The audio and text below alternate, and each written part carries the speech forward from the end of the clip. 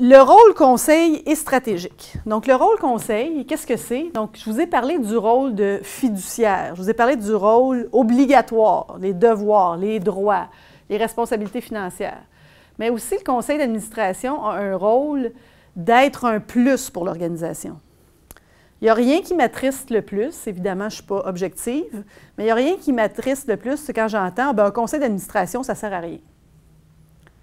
C'est obligatoire par la loi, ça prend des administrateurs, puis il faut des administrateurs, mais ça ne sert à rien.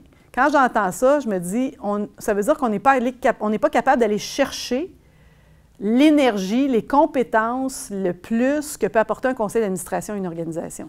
Il y a toutes sortes de facteurs qui peuvent dire ça, qui peuvent faire ça, mais en même temps, le conseil d'administration est là pour faire pousser l'organisation, mais à un rythme normal, pas un rythme trop accéléré, mais le pousser à s'accomplir davantage, à réaliser sa mission d'une manière plus efficace, plus efficiente. Donc, le rôle conseil, ça veut dire mieux comprendre l'environnement externe, aider l'organisation à se projeter dans le futur. Je ne dis pas que la direction générale n'est pas capable de le faire, mais des fois, on est pris dans le quotidien, puis on a plus de difficultés à réfléchir à où on sera dans 2 ans, 3 ans. Donc, je pense que ça peut être un rôle conseil du conseil. Appuyer la recherche de financement. Donc, on est dans l'ère des coupures budgétaires, de la restructuration financière des gouvernements. Donc, ici, au Québec, on a la chance, nos organismes bénéficient de beaucoup d'argent gouvernemental. En même temps, cet État-là, Providence, dont on parle depuis des dizaines d'années, tend à s'estomper pas mal. Donc, qu'est-ce qu'on fait comme conseil d'administration si on se rend compte que nos subventions, sans décroître en dollars, décroître en valeur parce que les coûts augmentent puis les subventions n'augmentent pas. Donc, on est un peu dans cette logique-là en ce moment. Qu'est-ce qu'on fait? Pour les plus petits organismes, la recherche de financement privé, c'est un casse-tête difficile à réaliser.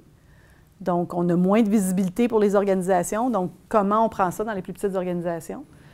Apporter des conseils sur leurs compétences, j'en ai parlé, des gens qui travaillent dans le milieu des affaires ou des gens qui travaillent dans le milieu des arts. Si je suis dans un théâtre et que j'ai la chance d'avoir un metteur en scène sur mon conseil d'administration, c'est intéressant aussi, hein? Ça va apporter des compétences sur ma mission. Et s'impliquer dans divers comités ponctuels qui peuvent aider l'organisation à grandir. Qu'est-ce que ça veut dire être stratégique? Donc, être conseil, être stratégique. Stratégique, c'est être proactif plutôt que réactif. Donc, faire avancer l'organisation, avoir une vision à long terme, impliquer diverses parties prenantes. Donc, ne pas se contenter d'être en mode approbation des PV. Mettre leurs compétences au service de l'organisme, être capable de rechercher, d'apprendre et de rechercher l'amélioration, recruter et garder des personnes engagées et compétentes, et accorder de l'importance aux relations interpersonnelles et à la communication. Donc, être stratégique, c'est exactement de regarder devant. Donc, quand on est stratégique, il faut comprendre la mission et il faut comprendre la vision de l'organisation. Donc, la mission, c'est la raison d'être de l'organisme. Ça peut paraître très banal, mais quand on fait des interventions au conseil d'administration, par exemple, le conseil d'administration dont vous parliez tantôt, si ça va mal, tu vas poser la question aux 10 membres du conseil, c'est quoi la mission de l'organisation? Tu vas avoir 10 variantes, puis parfois qui ne convergent pas vraiment.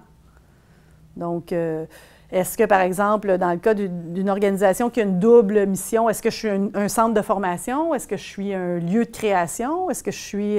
Donc, les gens, dépendamment de leurs intérêts personnels, vont faire bouger la mission. Puis si ce n'est pas bien structuré, bien ancré, bien, ça peut créer des divergences, puis ça fait en sorte qu'on a de la difficulté à prendre des décisions stratégiques. Donc, le principal rôle du CA, c'est de s'assurer que cette mission-là est atteinte. La mission doit être endossée par les membres du CA. Je dois endosser, je dois adhérer à la mission. Adhérer à la mission, ça veut aussi dire voir aux activités à l'occasion. J'ai des membres de CA, par exemple, on est dans un diffuseur pluridisciplinaire.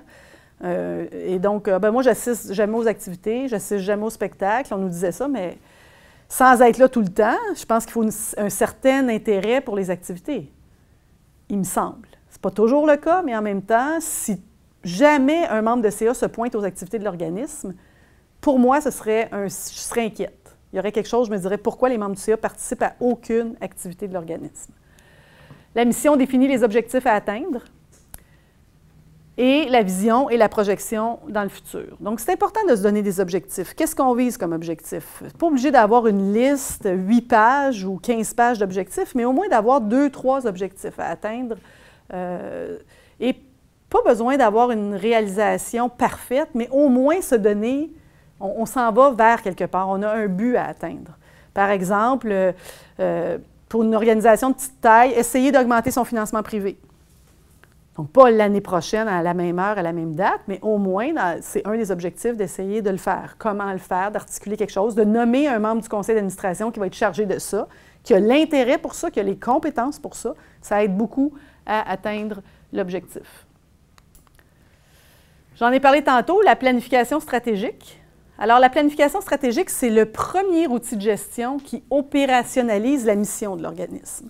Donc, les plans stratégiques, il y a 10 ans, 15 ans, on entendait vaguement parler de ça, on parlait de plan d'action, qu'est-ce que la différence entre un plan d'action et un plan stratégique. Mais le plan stratégique, c'est un outil qui nous donne une vision à moyen terme de l'organisme. Qu'est-ce qu'elle est là et qu'est-ce qu'elle veut être dans 1 an, 2 ans, 3 ans. Il faut faire attention, nos organismes n'ont pas les moyens de croître comme dans une entreprise à but lucratif. Donc, il n'y a pas d'actionnaire, il n'y a pas d'argent qui est mis dans la compagnie pour qu'elle croisse, là, pour qu'elle développe de nouveaux marchés, de nouveaux horizons. Mais en même temps, l'environnement externe change tellement rapidement qu'il faut se poser la question, est-ce qu'on sera encore, est-ce que notre service, est-ce que notre présence sera encore pertinente dans 3 ans, dans 5 ans, puis comment faire évoluer ça? Donc, évoluer ça, pardon. C'est ça que fait le plan stratégique. Donc, réfléchir sur un horizon de moyen-long terme, s'entendre sur la mission. Donc, quand on a un plan stratégique, on a un document écrit qui dit « la mission, c'est ça ». Faire le point sur les aspects positifs et les aspects améliorés. Formaliser les intentions stratégiques dans les programmes. Invite les dirigeants à s'engager. Il y a un contrat moral. Souvent, les organismes vont dire « on ne sait pas sur quoi évaluer notre DG ». Mais c'est sûr que si on n'a pas de plan stratégique, si on ne s'est pas donné d'objectifs, on a de la difficulté à avoir des critères objectifs concrets. Mais quand on a un plan stratégique, ça cristallise les actions de l'organisation, donc ça devient un contrat moral. Développer un plan d'action concret, identifier les priorités et réaliser les intentions stratégiques en allouant les ressources nécessaires. Donc souvent, un plan stratégique, c'est en amont d'un budget. Donc, je fais mon plan stratégique et ça m'aide après ça à allouer les ressources financières aux différentes activités que je vais faire. Le danger en planification stratégique, c'est de se faire faire un plan stratégique. Donc, ça aide d'avoir un consultant en planification stratégique, mais en même temps, il faut se l'approprier. Il faut qu'il soit à nous. Il existe toutes sortes de formules. Si vous écrivez sur Internet « plan stratégique », vous allez avoir des canevas. On peut se trouver des canevas très simples de plans stratégiques. L'idée, c'est que ça nous appartient. Il y a eu une espèce de mode à un moment donné où les plans stratégiques étaient là, des canevas de réalisation qui étaient quasiment impossibles à réaliser pour certains organismes, mais ils remettaient ça au bailleur de fonds. Le bailleur de fonds disait « je veux un plan stratégique », alors on fait un plan stratégique, on le remet, mais s'approprier le plan et le prendre comme un outil, comme un gouvernail, comme quelque chose qui va nous dire c'est là qu'on s'en va, puis c'est comme ça qu'on y va. Donc, dans le fond, le plan stratégique, il répond à 3 questions. Qui je suis, qu'est-ce que je veux faire, puis comment je veux le faire. Donc, à partir de ce moment-là, quand on a répondu à ces 3 questions-là, qui je suis, ma mission, qu'est-ce que je veux faire, les actions, les objectifs que je veux réaliser, puis comment je veux le faire, quelles sont les ressources financières, matérielles et humaines que je vais mettre à profit pour réaliser ça, j'ai fait un plan stratégique.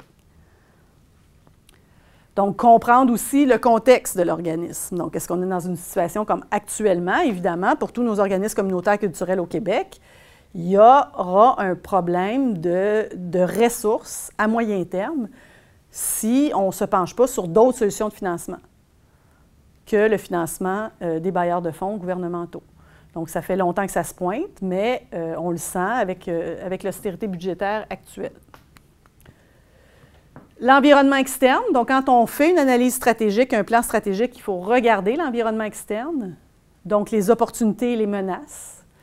Donc, on en a parlé, la conjoncture politique, la diversité culturelle. Dans le secteur des arts et de la culture, on parle beaucoup de médiation culturelle, donc attirer les communautés culturelles, attirer les gens à notre culture, aller vers la culture des autres. Donc, dans le secteur culturel, c'est évident.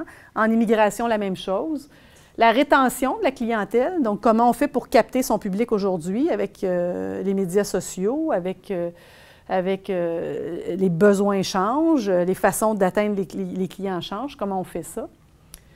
On peut regarder aussi qui sont nos concurrents, qui sont nos collaborateurs. Dans le secteur communautaire culturel, les études nous ont démontré ça. Parfois, les gens ont avantage à travailler plus en collaboration qu'en concurrence. Donc, par exemple, quand on a fait des interventions en région ou dans un quartier spécifique, de faire en sorte que les organisations culturelles travaillent avec les organisations communautaires pour un projet commun, c'est quelque chose qui mobilise les gens, qui attire les gens du communautaire vers le culturel et qui attire les gens du culturel vers le communautaire. C'est un groupe qui gagne à travailler ensemble. Donc, on n'est pas nécessairement compétiteur. Si on est un musée, on n'est peut-être pas nécessairement compétiteur d'une salle de spectacle. Si on intervient en pauvreté, on peut aider les gens par la culture à consommer de la culture plus accessible. Donc, il y a une espèce de maillage très intéressant qui peut se faire. Et ça, il faut être vigilant dans l'organisation à penser à ça. L'implication dans le milieu, le rayonnement de l'organisme, donc se faire connaître, se faire reconnaître. Souvent, les organisations en crise, on pose la question, mais qui s'intéresse à votre mission? Et là, finalement, il sort un ensemble de parties prenantes de gens qu'on n'avait pas vus, mais qui, finalement, sont importants, mais à qui on ne rend pas de compte. Donc ça, c'est important aussi. Regarder l'environnement interne, ne pas avoir peur quand on fait un plan stratégique de dévoiler ses faiblesses.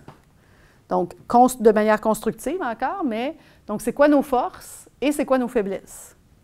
Donc, d'être capable de réfléchir à, très souvent, la très grande force des OBNL, ce sont leurs ressources humaines.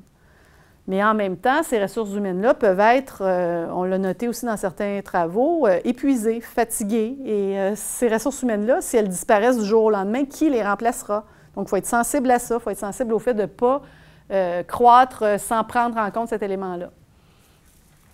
Donc, regarder l'exécution de ces services, ces programmes. Les espaces physiques adéquats. Est-ce que, par exemple, on est bien servi dans le lieu où on exécute nos activités? Dans les faiblesses, est-ce qu'on a fait une bonne promotion de nos services et de nos programmes? Est-ce que l'organisation de notre travail est bien faite? Est-ce qu'il y a des gens qui sont toujours débordés puis d'autres qui ont moins de choses à faire? Et comment on regarde comment on fait nos communications, donc internes et externes, est-ce que c'est inadéquat dans le cas d'une faiblesse, évidemment?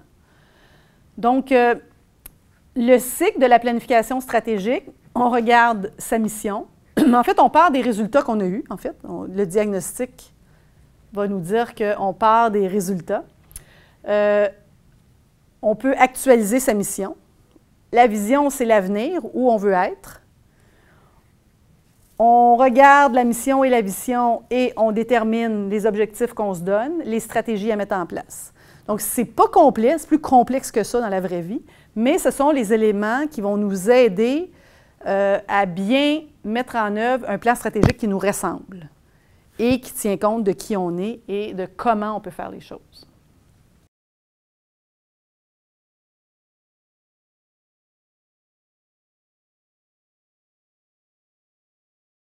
C'est quelque chose avec lequel je pense qu'il faut beaucoup de souplesse. Je pense que les plans stratégiques dans les organisations à but non lucratif, les échéances, parfois on est très ambitieux, mais ce qui est tout à fait légitime, mais en même temps, dans la réalisation, ça prend plus de temps. Un exemple concret, dans un des CA où je siège même encore actuellement, on avait fait un plan stratégique sur 3 ans, puis après 3 ans, on s'est rendu compte, on n'a pas réalisé 50 % de ce qu'on avait dit, pour toutes sortes de raisons. Donc, on a actualisé notre plan stratégique, mais on n'en a pas fait un nouveau. Tu sais, un nouveau plan stratégique, comme je disais tantôt, ça part de ce que tu as déjà fait.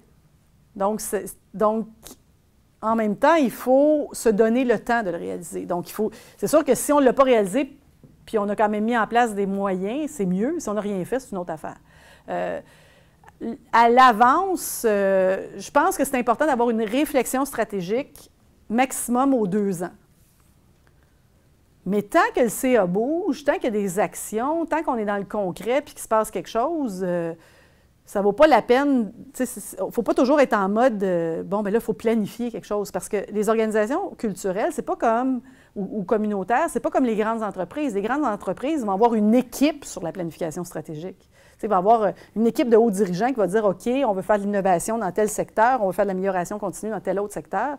Donc, il y a ces ressources-là qui ne font que ça, penser à l'avenir. Dans les organisations à but non lucratif, c'est plus difficile de réaliser ça. Comme ça, on n'aura pas une équipe comme ça, surtout dans les moyennes et petites organisations qui sont la majorité des organisations au Québec. Je pense qu'il faut avoir son plan stratégique, il faut le mettre à jour. Il faut se donner le temps d'y réfléchir, mais en même temps, il faut se donner le temps, ça c'est encore plus important pour moi, le temps de l'accomplir.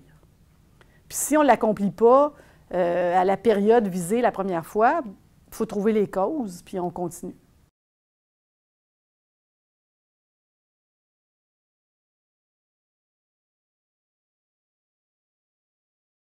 Le plan d'action, je dirais qu'il est plus à court terme. Le plan d'action, c'est un découpage du plan stratégique. Donc, un plan stratégique veut dire moyen terme. Donc, 3 ans, je suis là aujourd'hui, qu'est-ce que j'aurai l'air dans 3 ans? Mais pour atteindre ce que je serai dans 3 ans, il faut que je découpe mon plan stratégique en plan annuel, d'une certaine façon. Donc, le plan d'action serait possiblement le découpage du plan stratégique en réalisation annuelle. Je dis possiblement parce que dans la littérature, on a cherché à plusieurs reprises plan de développement, plan stratégique, plan d'opération, plan d'action. Les définitions sont assez variées et variables. Mais en même temps, quand on parle de plan d'action, plan d'opération, on est vraiment dans l'annuel. Quelque chose qui est justement duquel va découler la budgétisation de nos activités pour l'année. Donc, dans mon plan d'action, je pense faire 4 pièces de théâtre cette année dans mon organisme, réaliser 4 pièces de théâtre, diffuser 4 pièces de théâtre. Bien, voilà les pièces de théâtre que je pense faire avec tel nombre d'artistes et j'aurai mon budget qui va y suivre. Alors que dans le plan stratégique, bien, c'est vraiment, je pense, développer des choses.